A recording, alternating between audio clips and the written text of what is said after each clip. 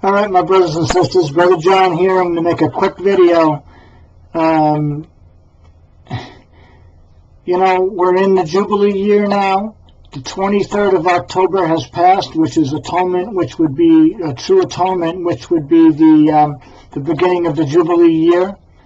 God has shown me something, and I have made videos about this, but I want to kind of conglomerate it all into this one video. It should take me about 5 minutes. So the thing is that from July the 14th, 1967, is exactly 17,640 days to October the 30th.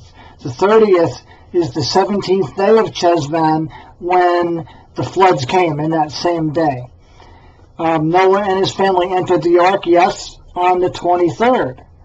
Which was the 10th of Cheshvan, and it was 7 days from that point until the floods would come. But they did board the ark. God did not necessarily seal up the door on the 7th day, but what he did was 7 days earlier, I should say, on Cheshvan 10, they entered the ark, but the animals had to get on still on board, and there was a time for mourning for Methuselah. So that's why they got the 7 days. The other thing that I just wanted to share was that October the 30th, of course, would be your 17,640 day. So that's the correct time when, from July the 14th, which is when Israel proclaimed at the United Nations that Jerusalem was the indivisible capital of Israel. So that's when, yes, the decree was made in the 28th of June in the Knesset, but it was proclaimed and brought forth. Remember, the scripture is very clear. It says, "Know therefore and understand from the going forth." So it went forth. Yes, you can say it went forth that day, and it's questionable, but basically nothing happened on the 23rd, right? The 23rd just passed. We're now on just prior to. Actually, today is the first day of Sukkot. So,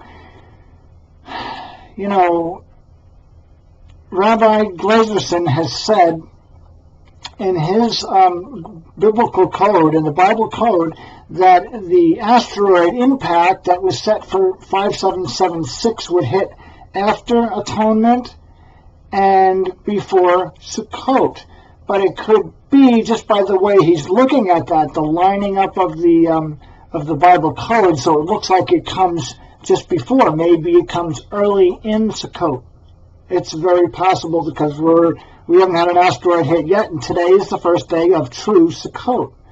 So understand something: the Bible code is true, and maybe the way he was looking at it, because it doesn't say exactly before. It's the way it's lining up, and that's the way he's reading it. That's the way Rabbi Glazerson has read that Bible code. But it's so important, because we know we're waiting for something, and the heavens are going to be shaken. And Matthew 24:29, okay, after the tribulation of those days, okay? So we're in the area, we're still in an area of time and watching, but I can't let this go by without making a video to share with you that the 30th of October is the true 17,640th day. And that's the last thing that was in the 1978 Camp David Accords that went back and forth from Jimmy Carter to Anwar Sadat and to Menachem Begin. So when they were at the UN, it was the July the 14th.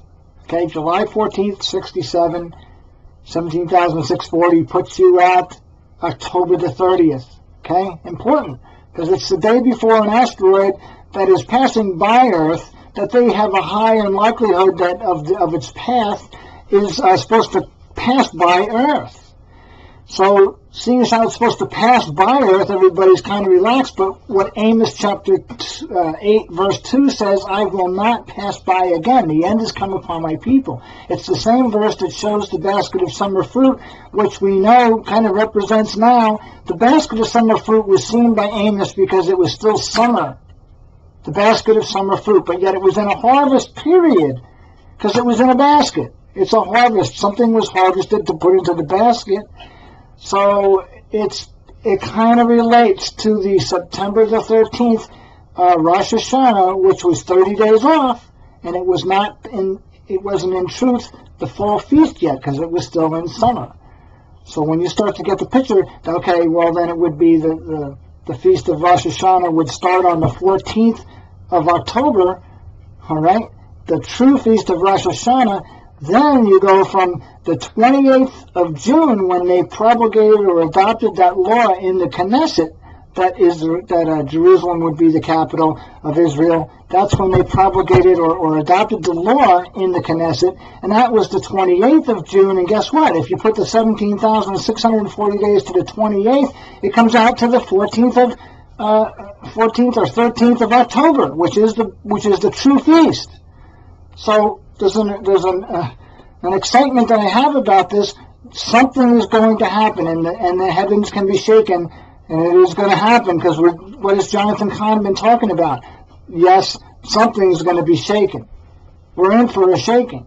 So think about when the shaking comes, could it be that the sign in heaven is the shaking, okay? And then it's as it is in maybe the shaking is coming and the whole earth is going to shake. It's a very good possibility. But then those that of the kings and the chiefs and all that, they head into the mountains and the dens of the rocks and cry out, hide us from the face of him that sits on the throne. So all I know is we're close, and I'm kind of really watching this, and I hope you all are too. Be blessed, okay? Be blessed. Don't be fearful. Don't worry, because we're going to be with him very shortly. So God bless you. Keep looking up. Amen.